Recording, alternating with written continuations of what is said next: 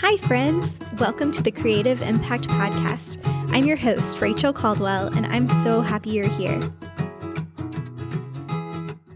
Welcome to episode 82. You may have noticed that the intro music was a little different today. Just to add a little festive fun for this month, I'm super excited to be featuring my friend Logan Keller's Christmas music from his album A Mary Keller Christmas. That was part of his song called Sleigh Ride, and if you stick around to the end, you'll get to hear a bit more. I'm so excited for today's episode because we are changing it up, and I am actually going to be the one that's being interviewed today by my friend and recent podcast guest, Mary Wendt. She takes over as host today to ask me about my new book called Healthy Relationships Equals Healthy Team, 10 Keys for Building a Positive Dance Team Culture. In our conversation, you'll get to hear about why I wrote the book, some about the content that you'll find in the book, a little bit about the process of writing, and exciting details about the book launch happening next Wednesday, December 14th. Thank you so much for listening in today, and I hope you enjoy this special Q&A episode.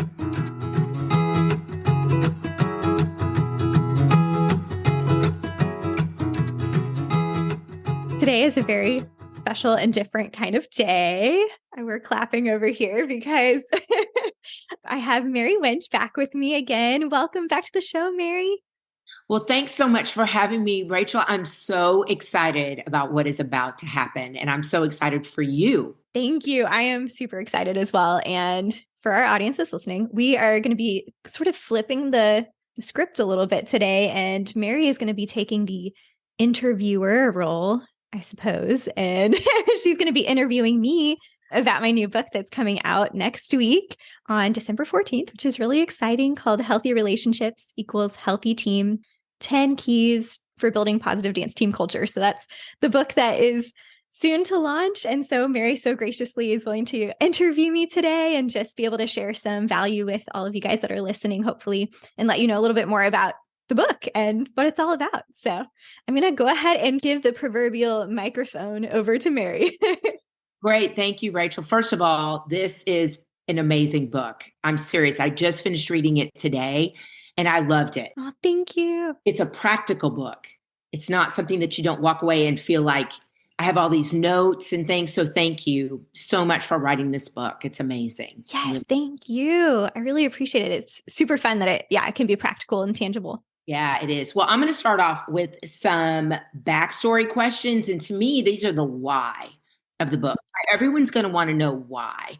So here is it. I love the name of the book, which is Healthy Relationships Equal Healthy Team, 10 Keys for Building Positive Dance Team Culture. But what inspired you to write this book? Such a good question. And it really does get to the heart of why. I would say that this message has been something that has been part of my heart for a long time.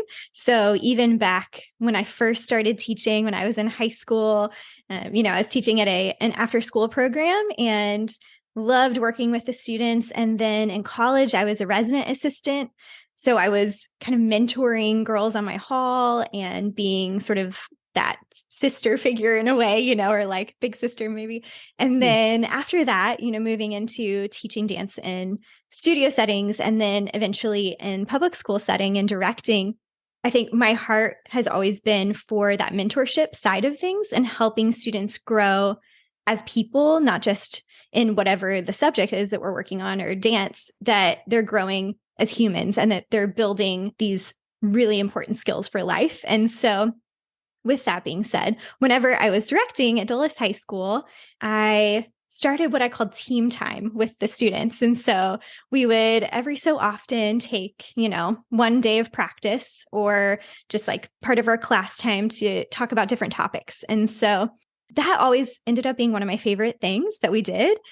Unfortunately, and you'll probably understand this because the life of a director is just so full and there's so many things that are priority. Yeah. Unfortunately, I didn't do it as often as I wish I would have, but every single time we took time out to talk about some sort of real life issue, it really brought so much connection with the team, and it brought just a deeper level of, I think, growth for the students. And so this is kind of a long answer, but essentially, those team times really inspired me to look for resources out there that were, there are some great resources, but it feels like there's not that many that are specific to dance team.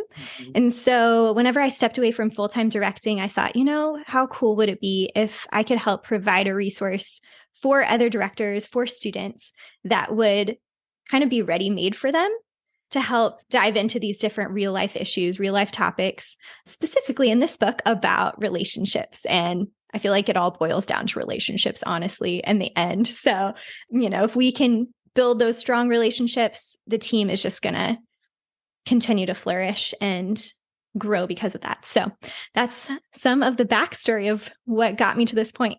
Well, that's great. And that's true. Those transferable skills that they can take off the dance floor is so important. Rachel, that's what I love about it. So can you sum this book up? Or in other words, can you tell me about the book? Yeah, for sure. So the book, again, the subtitle is 10 Keys for Positive Dance Team, or for Building Positive Dance Team Culture. And so the book is really set up in 10 chapters. There's a little introduction and conclusion, but the main content is broken down into these 10 different areas. And the goal is to allow, a director, a team to be able to potentially take one chapter a week, one chapter a month, and just go through this together. And each chapter has different topics, such as there's conflict resolution, there's, integrity and honesty, there's empathy and communication skills. So each chapter is taking a different sort of element of relational dynamics and really diving into that. And then at the end of each chapter, one of my favorite things is that there's reflection questions to allow the students to journal, to take some time to really, but either by themselves, or it could be a group discussion. But I love the idea of students taking time by themselves to really process some of the questions and apply these things to their life. And then maybe after that, be able to discuss it with other people. But that's kind of the general breakdown of the book, is those 10 different areas. And my goal with the whole thing, my mission with it, is for these students, whoever is able to go through this, that they will feel like they've been given tools to help grow in their relational skills so that they can have a more successful life relationally and just in general. So my favorite thing about it is that it's not just going to help them on their team right now. It's going to help their future family, maybe even their current family. It's going to help, future marriages. It's hopefully going to help future coworker relationships and, just friendships. All areas of our lives are affected by relationships. So that's the thing that gets me the most excited. I love that. I thought that the reflections, questions, that alone is worth getting the book. And I thought that was brilliant. Really. Thank you. Yes. So now I'm going to follow up with my last why question, but it's a big one. Who would really connect or benefit by reading this book? And then how do you see it being utilized? Yes, definitely the book is written for the student. It is directed towards, I would say, the ideal target audience would be a high school dance team student. Now, I think this content could totally relate to any team, any group, organization. So yes, I said for dance team culture, but so many of the concepts could work for a sports team, could be cheerleader teams. It could also be just like school organizations like PALS or something like that as well. And I could also see it expanding to even a college level or a middle school level. So kind of around that high school age. But I think when I was writing it, that was who I had in mind. So as far as how I can envision it being used in the future, so I kind of touched on this a little bit in the last question, but I liked the idea that it's in this sort of structure of 10 sections. And so I could see it being used as a book study with either an officer line or a full team or an organization. So that could be maybe during camp at the beginning of the year or over the summer leading up to the school year. Another really awesome idea would be like do it with the whole team as a book study and maybe go through one chapter a month. And these chapters are pretty short, and Mary will attest to this. Yes, they are. That's perfect. Yes. So it's great because hopefully it won't feel like extra homework. You know what I mean? I was like, I don't want these students to feel like you're just piling one more thing. So it hopefully feels very achievable. You really could probably do one a week, but I know schedules are busy. So maybe once a month, just taking that, let everyone have a month to read a chapter and then go through it together during one class period and talk through things. And there's actually going to be a free PDF download that people can access with one activity per chapter. I love that, Rachel. That's great. Thank you. So that's going to be super fun because then, they can maybe talk about the discussion questions and do that activity. And that would be about right for like a class period during the school day. So that's how I envision it. Once a week, once a month, whatever works for the director or the teacher. And I'm hoping, like I said, that maybe it will expand even beyond this. So yeah. I think, I can really see it. I saw it useful as I'm not a grandparent at all right now. Yeah. Down the road, me being able to take this book and have discussions and me being able to fill out some of the questions and then throw them eventually to my future grandchildren, I think it would be really a great conversation.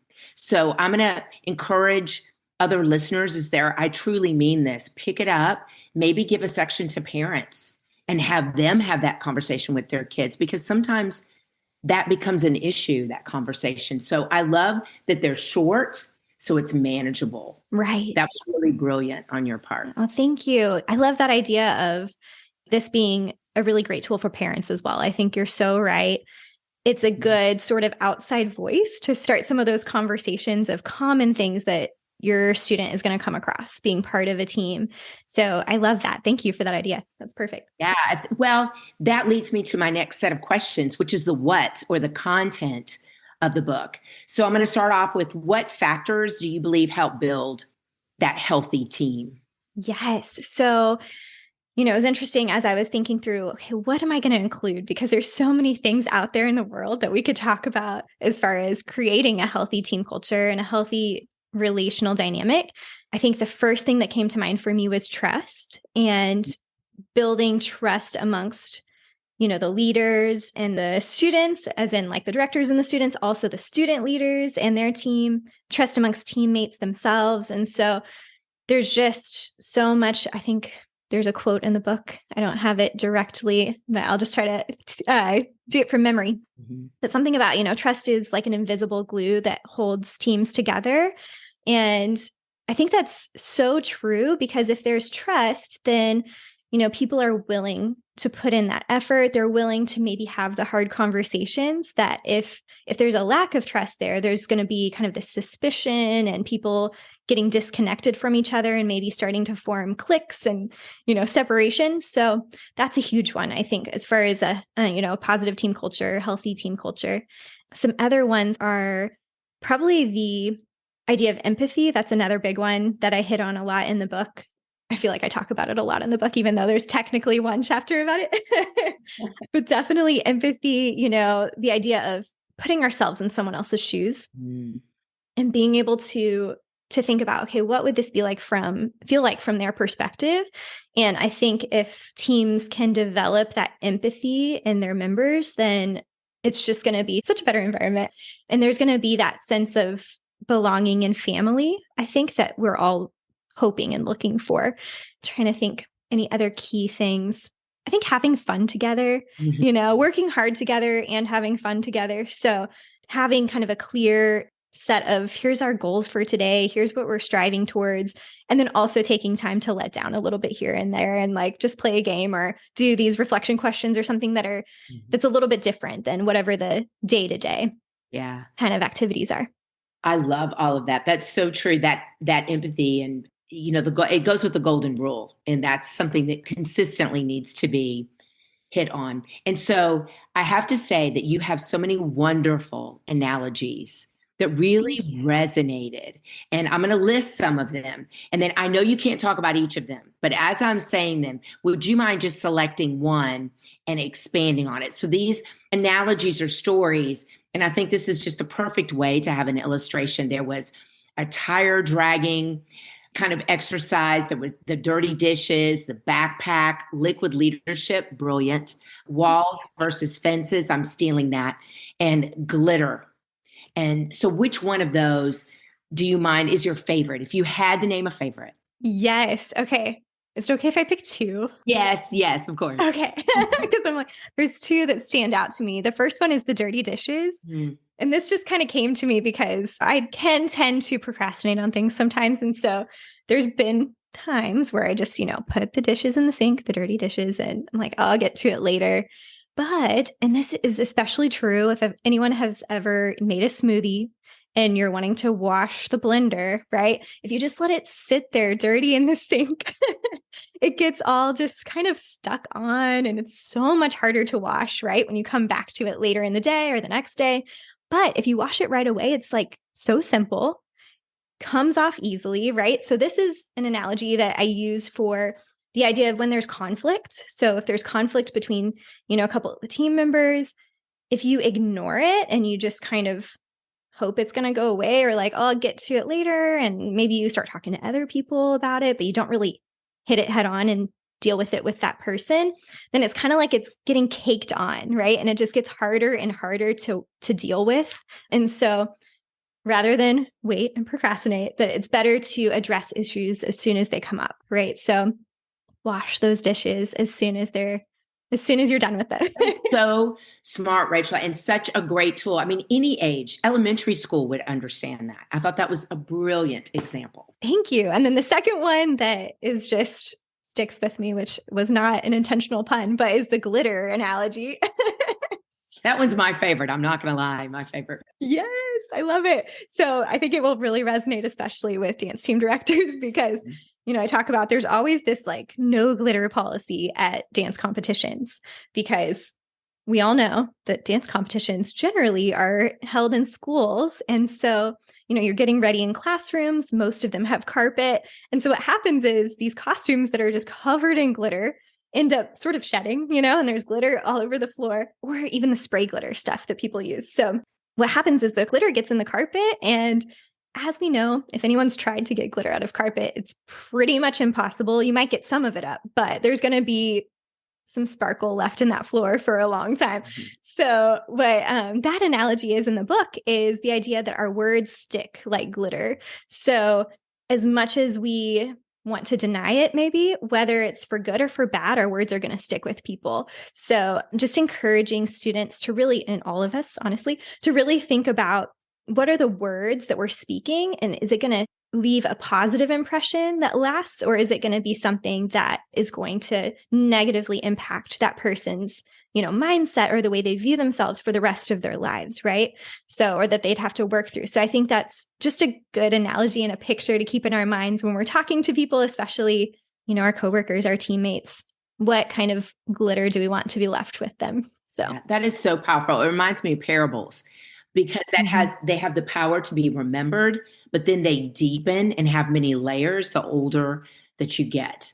And that I thought all of those examples were just truly brilliant. So kudos to you for that. Thank you. I want to go back and revisit integrity. That's your first chapter. And I thought that was such a great way to start the book, Rachel. And, when you were describing positive dance team culture, so what does that look like every day, whether it's in a dance team or another sport or activity? Right. So integrity, I think, is so key, because it's kind of like being honest with ourselves in a way. So integrity, the way I like to think about it, is our actions and our words lining up with our values and the things that we really like hold dear. So let's say we value honesty, but then we kind of tell like half truths or little white lies to, I don't know, to make people happy or to, get a better grade or something like that. Then what's happening is we're losing that integrity within ourselves and that wholeness or that sense of, I think, integrity is also used in architecture. So the idea of, a building has integrity. It's solid. It's going to stay standing. So if it lacks integrity, then there might be some part of the structure that's out of place or has a crack or something like that, and it could just crumble. So I like to think about that with our character as well, that if we have integrity, then we are solid, we're standing firm, what we're saying lines up with what we're doing. Yeah. And so as far as integrity, I think the second part of your question was how can we kind of develop that? Right. Yeah. So integrity, I think, It's a tough one in a way, especially if this is really the first time a student is thinking about, is what I'm doing really lining up with what I believe or what I'm saying, what I'm telling people? So I think some of it is that self-reflection piece and just thinking, am I really living in a way that lines up with the values that I profess? Some of that could be journaling, maybe just thinking through, writing it out. And then I think also there's a bit of maybe accountability amongst a team. So, if let's say we profess that we really value, this is kind of a simple example, but we really value starting practice on time. So I think integrity, let's say from the director perspective, is being prepared and being there ready and starting practice on time. And for the student, being prepared, showing up early enough to be out on the floor and ready to get started on time. So that's sort of a simple example, but just if we can find different ways in our lives where maybe there's a disconnect there and then start to take small steps towards lining that up, I think we're going to find a better sense of like peace maybe within ourselves, and then also a better sense of trust with others, because they're going to say, I can rely on that person because they are doing what they say they're going to do. That's possibly a little bit rambly, but hopefully that made sense.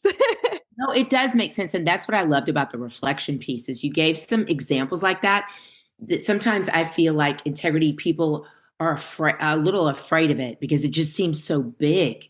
You mentioned some other things because I don't want to give the whole book away about that, but that's what I loved about that chapter is it was practical. So really some great kudos to you. And so besides integrity, there's another chapter that I loved, and it was the initiative to serve chapter. And you had a wonderful story about Amber. And then you asked, how can we be an Amber? And so if we're a parent or a director, how can we begin to develop or hone in to serve our students or child? Because to me, that's what a lot of times this particular generation is asking, how can I serve? And that was a great chapter. So I'd love to hear you expand a little bit on that. Sure. So just to give a little bit of the story of Amber. So I talk about, coming in on the first day of practice as a rookie on the team, totally new member, and just being really so nervous. And you feel kind of isolated and alone because you're like, I don't really know these people. And, what do they think of me? And so this girl, I call her Amber in the book, but comes over and is like, hi, how are you? And invites me to come sit with her group of friends. And so the idea of being that person to keep your eyes open to what are the needs around me. So in that case, it was keeping her eyes open to who's that person that's by themselves, that hasn't been kind of brought into the fold yet, and taking that step of initiative to go and talk to that person and help them feel welcome. But that could apply to so many different needs that happen all around us. And so as far as, parents and teachers, how we can help instill this in our students, it's true. It's one of those things that I've heard so many directors, I would say maybe complain about. I don't know if complain's the right word, but the idea of like, I wish my students would take more initiative, that they would see those needs and they would just get right on it and take care of it. They would see the piece of trash lying on the floor and pick it up, right? Yeah. So Mary's clapping. That was my favorite, one of my favorite examples in the book. Brilliant. Yes. And it really was. I heard a story about that. That was a real life example of someone who picked up a piece of trash in the parking lot on the way to an interview. And the person who was interviewing them saw them through the window. And basically they already had the job before they walked in the door because they were like, wow, this person, they have a really strong character. They took initiative. No one was watching. They didn't think anyone was watching them, and they still did the right thing. So that's always stuck with me, I feel like, as a great example of that. But as far as instilling it, I think part of it is probably having conversations with the students and almost helping them role play a little bit, or again, bringing in that empathy piece. So let's say a parent is talking to their student about, hey, we're going to, or you have practice tomorrow. So when you've been at practice, have you ever noticed someone kind of just standing off by themselves, or sitting by themselves, and kind of having them reflect on that a little bit, and, maybe asking them to think about, what would you feel like if you were the person that was standing on the outside? or maybe they are. And so you help them to think about, what have you felt like in those scenarios? And then from that point, then talking about, okay, I know it's really hard sometimes to lift our eyes and to think outside of ourselves because there's so much going on and we're concerned with what people are thinking of us. But what's one way that you could try to be observant today in practice or in school, and try to find one person, maybe at lunch, in the hallway, doesn't have to be in a practice, but try to find one person that you could even smile at, or go say hi, or invite to sit with you at lunch, that kind of thing. So probably having those conversations is one of the biggest ways to help bring awareness to it. And then as far as directors, some of it is probably just giving them opportunities to practice. So in those team times, it could be role playing and doing little scenarios, or it could be letting the needs be known. So there's X, Y, and Z that needs to happen today. Is there anyone who would be willing to step up and help me with that? Something like that. So those are some practical ideas. Hopefully that helps people as they're thinking through this. I hope that as people are listening to this podcast, TDEA, the Texas Dance Educators Conference, is coming up the first part of January. I hope directors take that moment to share your Amber story. And then when the All-State young ladies go in, that some of them become the Ambers. And I hope some people come up to you and actually come up to me too and try to be Ambers in the workshops, because even as an adult, we all need Ambers. Yes. And I just thought that was such a great story, and I am going to share that far and wide. That was just brilliant. So directors, when you're at TDA, go up to Rachel, and I hope that you say how you shared that, or you told your All-State girl. I think that's so smart. I love it. That would be incredible, because with Allstate, no one knows anyone. I mean, you might kind of know the people from your district for like 1 hour before you got there. But right. So I think that would be incredible. And you're right. As adults, we need that same thing. We all still struggle with feeling isolated or feeling kind of on the outside. And so how powerful would that be if we could take that initiative to be that person to go first, to be the person to step across the room? I think that's incredible. Yeah. And I think you need to get a shirt, Be an Amber today, and then Be an Amber. Yes. Maybe. Okay. I was thinking about doing merch or merchandise. So that would be super fun. A Be an Amber today shirt. I would buy it. So I want to switch gears just a smidge now. And what do you wish you would have known? Because there's going to be a lot of new directors at TDEA in January. What do you wish you would have known when you first started directing, when you first started teaching? That is such a good question, and there's so many things. Yeah. So, probably the main thing is coming back to relationships, that it's so easy to feel like, okay, in order to establish myself as a new director, as a leader, I need to act a certain way, or, hold this line, whatever that may be. And there's definitely value in that, in setting the tone and making sure there's clear expectations. But I think there were multiple times early on where I think I sacrificed some of the relationship with students in order to kind of try to hold this, I don't know, image of some kind. And then there were experiences along the way that were really formative for me, because I would get to kind of peek behind the curtain of their lives a little bit and realize all of that they were dealing with. And those moments were so eye-opening and really made me reconsider, okay, what are the true priorities here? And so I know it's different for every person, probably what their top priorities are. But I think for me, I realized I need to be just who I am and not try to be a different person when I'm in this director role. And I do need to hold those good expectations, but also keep that human element and keep compassion as part of it. Kind of ask those why questions before I jump to conclusions about a situation and just kind of throw down the consequences, taking time to really talk to the student and figure out what was going on behind the scenes. So that's something that I really kind of wish I knew going into it, because I feel like there were, some things, especially that first year, that I would do differently now if I could go back, Yeah.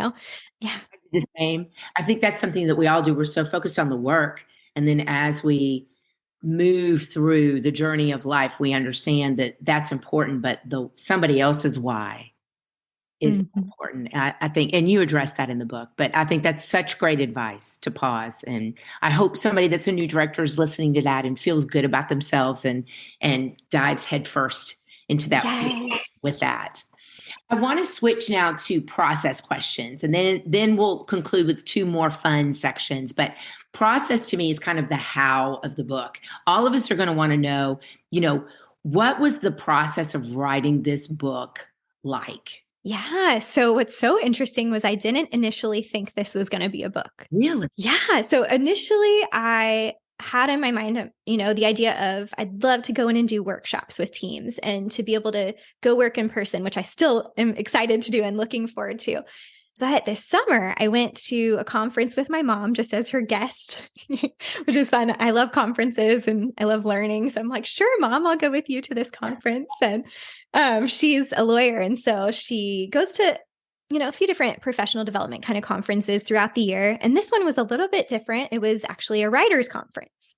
And so she said, I think this might be really interesting for you to think about as you're looking at doing, workshops and developing resources and things like that. And I was like, okay. So we got there and it was kind of like the floodgates of ideas opened. And it was just so many exciting ideas of, oh, this could be a really cool option to do. And then I thought, one thing that they said was when you write a book, you really clarify your message.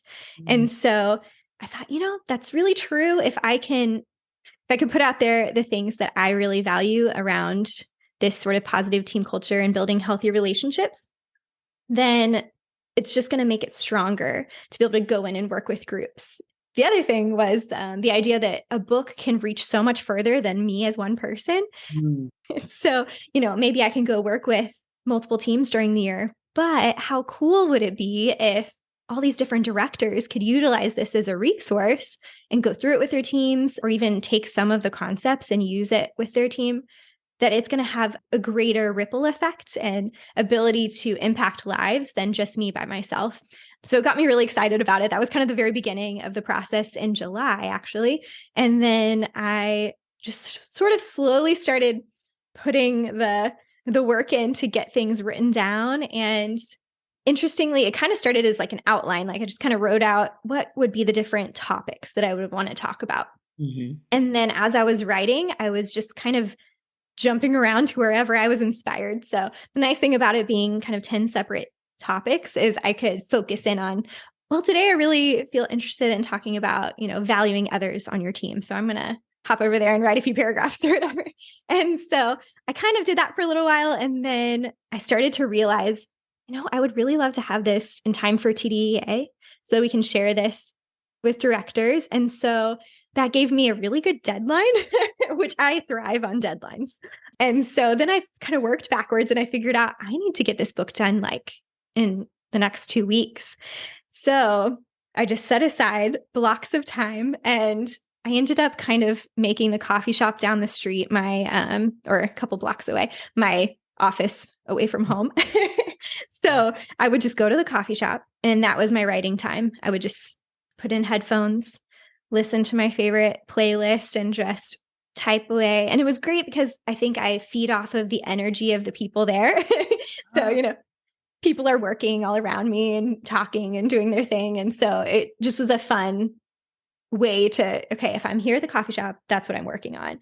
And then I just kind of dedicated myself to getting it done over those next couple of weeks. And then kind of the next phase of the process was getting feedback, because I think I really wanted to make sure, is this something that's going to resonate with other directors and with their students? Because I only have my one experience. I mean, I have multiple experiences from different places, but as a director, just one school. And so I thought, okay, let me, send this out to some different director friends and even a couple of people that I don't know super well, but I've met, and they're in different districts. They have different kind of demographics, I guess, as far as their student population. And so got some really valuable, great feedback from those directors, and they were super excited. And I think that gave me an extra boost of just motivation and like, okay, this could be really valuable. Because I don't know about you, but sometimes when you put something together, it's like, will anyone care about this? Does this mean anything? Will it be valuable? So it was great to get that feedback. And then from there, I kind of implemented a few changes, one of which was my amazing friend, Gina Tolar. She was basically my mentor teacher whenever I was doing my student teaching or clinical teaching. And she was one of the people that read through it. And she said, with this being students that are reading it, it would be really cool if there was like illustrations that could go with each chapter. So she was the one that came up with that idea and I loved it. Those were so clever. Wow. And Kudos, it adds Gina. so much. Yes, kudos, Gina. And it adds so much to it, just the visual aspect. And so I was able to reach out to an illustrator or a friend who is an artist. And she and I met up at one point, and it'd be fun to do a conversation with her as well at some point. But you should. Yeah, she and I just met up and I would just kind of talk, and she's sketching as we're talking, and then, got out some ideas. And then over the next couple of weeks, she refined it. And I love that it's sort of like a sketchbook vibe and gives just kind of a casual but fun way to visualize what the chapters are about. So that was part of that process. And then I'll try to quickly talk about the last little bit. So after that, it was more the actual editing of, proofreading and that kind of thing. So I had a few different editors looking at that. And then this last bit has just been putting it all together into an actual book. And that's super exciting. So now we are in the last home stretch and launch day is coming up in just about a week. So I can't wait for this to get out into the world. And it doesn't quite feel real yet, but I think it will once I'm holding one in my hands. So. Yeah, I bet it doesn't feel real because July is not that long ago. I mean, that's incredible. I mean, I have some things in my refrigerator that haven't expired yet that I bought in July. So I can't believe that you wrote that book since then. So that time process is mind blowing. And you gave us a lot of great tips right then.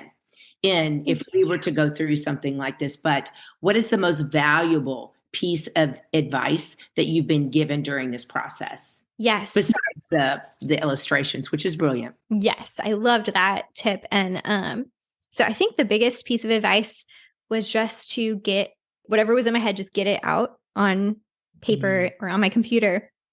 Because what can happen is you kind of get like paralyzed because you want it to be perfect. I'm almost editing as I'm writing sometimes. And so I think once I realized, okay, get it out there and then you can go back and edit later. That was so helpful just to kind of get moving, especially given the quick timeline. So definitely grateful for that advice.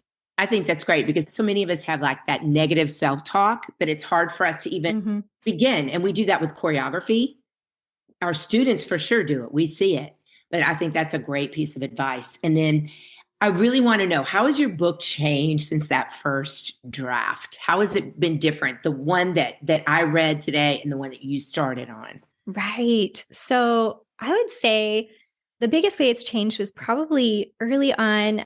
My husband was really my first editor, I should say, because I would, bring him home a chapter and say, what do you think of this so far? And so as it was kind of being developed, I would get that sort of initial draft out there. And then he's a really great creative writer. And so he would hone in kind of on those stories and those analogies. And he said, I think this is great. You should add more of that into the book because I feel like that's something that people can really resonate with and put themselves in those scenarios. And so I think I definitely added more examples and analogies thanks to him.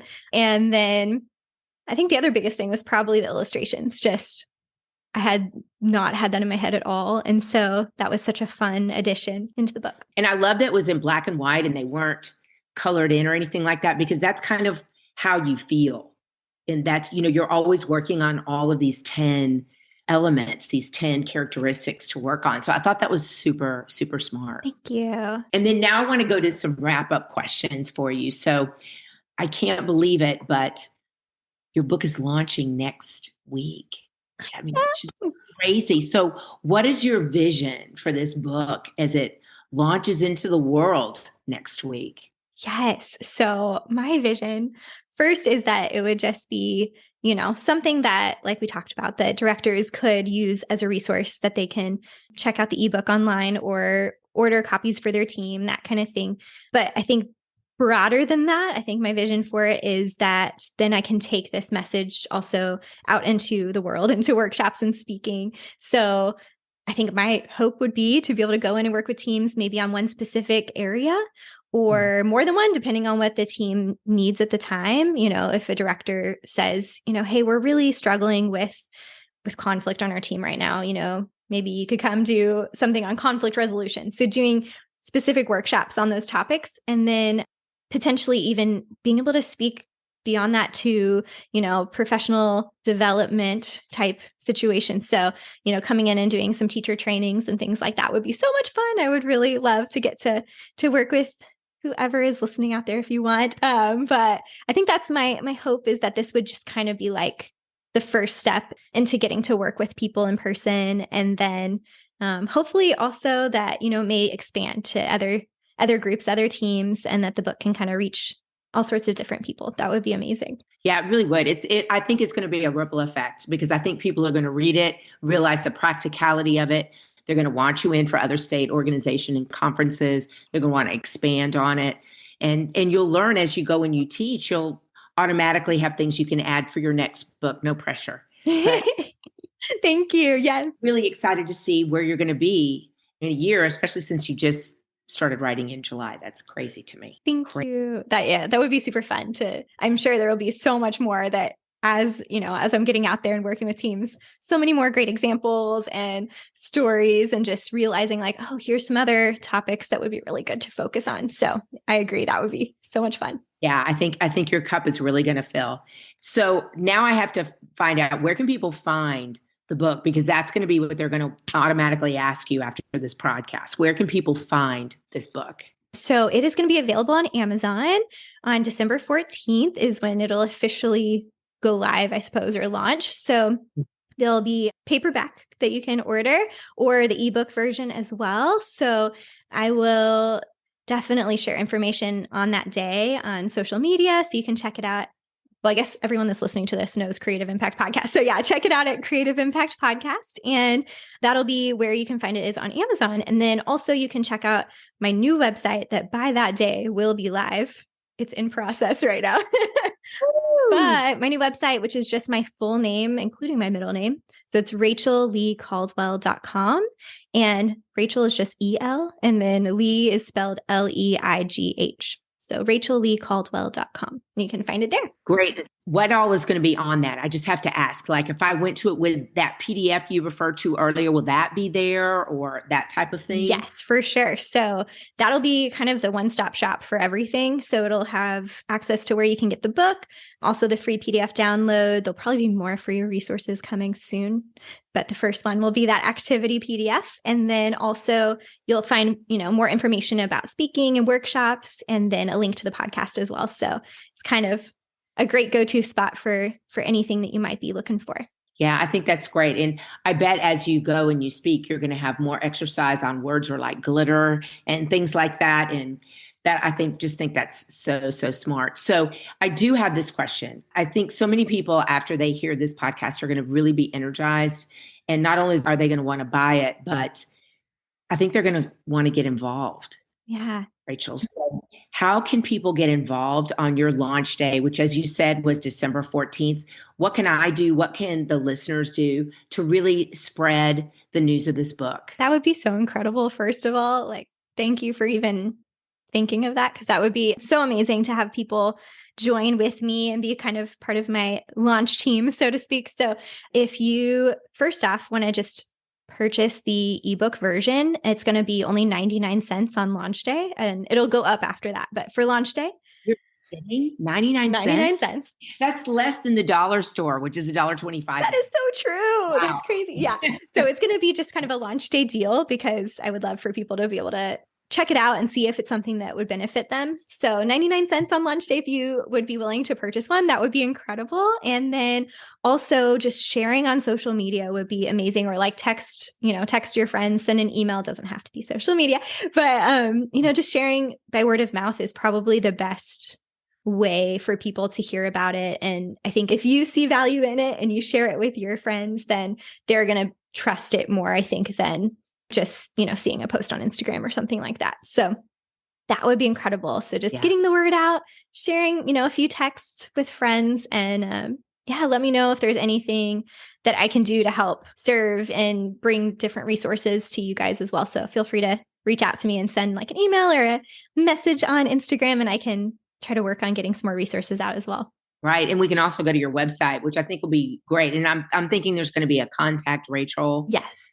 note on there. Perfect. Yeah. So that's great as well. And yeah, that would be awesome. If you want to download the PDF, I think on the website as well, on the contact us, that you could send a message. And then also there'll be a place to sign up for emails. So if you want to get notifications in the future of any new stuff that comes out, you can put your email in and I'll have you on the list for future.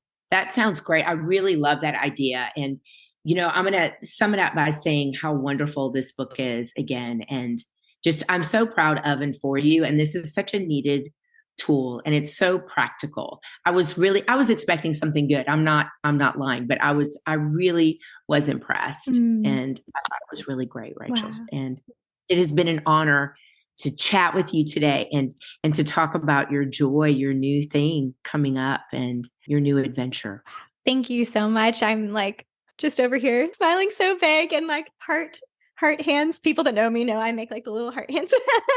But thank you so much, Mary. That means the world to me. And it's kind of one of those like pinching yourself, like, did it actually, did she say she really loved it? That kind of thing. So I'm so grateful that you saw value in it and super excited for people to get to hear this conversation and to get to, learn more. And thank you for taking the time to become the host today for the podcast.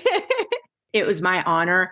And this is the last thing I'm going to say. This is really going to, as you allude to in the book, to be a light.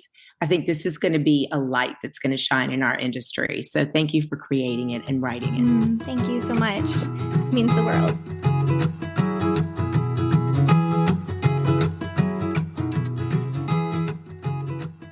You guys, that was so much fun. I was definitely nervous, but it was so great to get to talk to Mary and to be able to share with you guys more about the book and the launch next week. For the rest of December, we're going to be having some really incredible episodes in what we're calling our Stories of Faith series. You are not going to want to miss these conversations. If you're enjoying the show, I invite you to subscribe wherever you listen and to tell your friends about it as well. Thank you to our patrons who help make this podcast possible. And if you're interested in becoming a patron of the show and supporting and getting extra content, you can check out our Patreon community at creativeimpactpodcast.com/Patreon. And that's spelled Patreon. You can find all the links, the full show notes, and additional resources on our website, creativeimpactpodcast.com. Thank you so much for listening to the Creative Impact Podcast. Music for the show in December is by our friend Logan Keller. Until next time, remember that you were designed to create. You were made to inspire. Continue living with purpose and making an impact. See you next week for part 1 of our Stories of Faith series. Have a great week. I just hear those sleigh bells jingling, ring, ting, tingling too. Come on, it's lovely weather for a sleigh ride together with you. Outside the snow is falling and friends are calling you. Come on, it's lovely weather for a sleigh ride together with you.